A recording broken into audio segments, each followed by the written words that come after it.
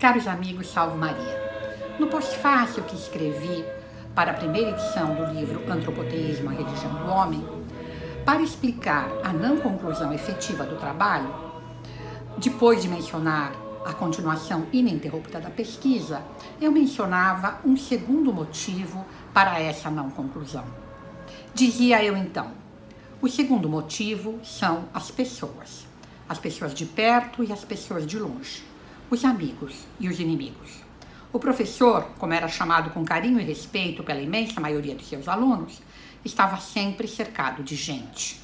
E depois do início de seu trabalho na internet, no final da década de 1990, cercado de gente de todo o Brasil e de todo o mundo.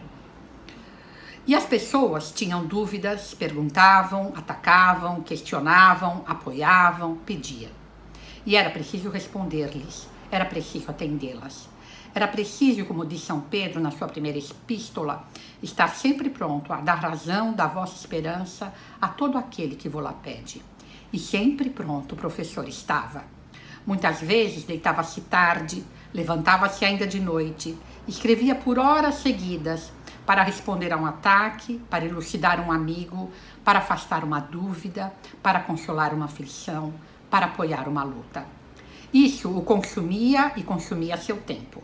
Apesar da insistência dos amigos mais próximos de que era preciso escrever os grandes trabalhos, em que era preciso sistematizar o máximo possível tantos anos de aulas, tantos anos de leituras, tantos anos de estudo, tantos anos de reflexão, era mais que tudo as pessoas que ele se dedicava. Foram as pessoas que o ocuparam até o fim.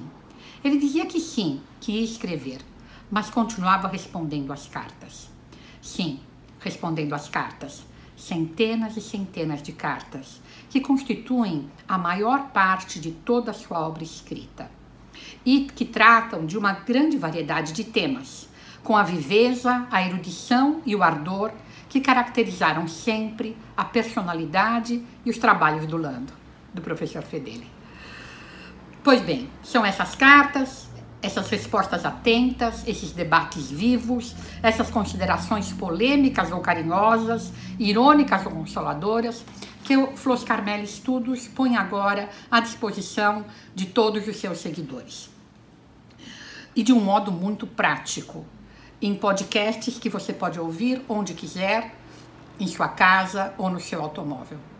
Aproveitem, eu garanto que vocês não vão se arrepender. Salve Maria!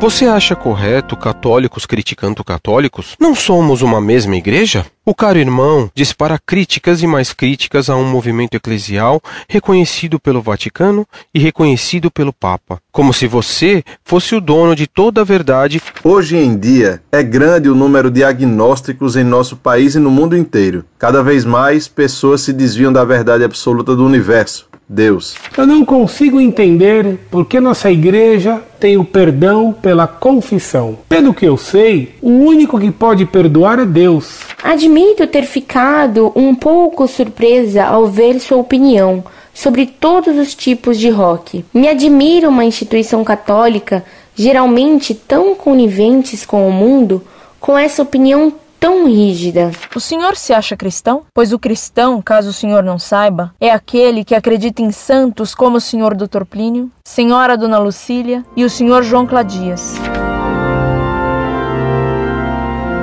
Muito prezada, salve Maria. Como não lhe agradecer tanta documentação sobre os delírios que correm entre os arautos do Evangelho, assim como corriam na TFP? Isso que você me escreveu merece ir para o quadro de honra da Montfort. Vejo que você é dos arautos do Evangelho e que, tendo 13 anos, se julga bem sábia. O que você afirma, de modo bem imprudente, é o que lhe ensinaram secretamente entre os arautos. Vão dizer lá que você tem língua solta. E o que ensinaram lá para uma menina de 13 anos? Em primeiro lugar, ensinaram-lhe que quem, como eu, fala mal dele, Dr. Plínio, estaria falando todas essas blasfêmias contra ele. E você mesma me explica que fazer isso seria blasfemar, pois blasfemar significa mentir contra algo de Deus. Atacar Dr. Plínio seria blasfemar contra Deus. Logo, você trata Dr. Plínio como Deus. Minha pobre menina, isso é idolatria. E você me garante que é essa função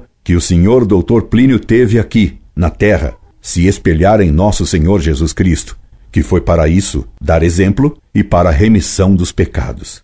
Então, entre os arautos do Evangelho, se lhe ensinou que Dr. Plínio espelhou a Cristo para dar exemplo e para a remissão dos pecados. Logo, Plínio, como Cristo, seria redentor dos pecados. E você conclui que eu, não crendo nisso, eu é que seria protestante. Minha cara, o que lhe ensinaram os arautos do Evangelho é idolatria. Isso não é doutrina do Evangelho de Cristo, e sim do Evangelho de Dr. Plínio, segundo Esconamilho.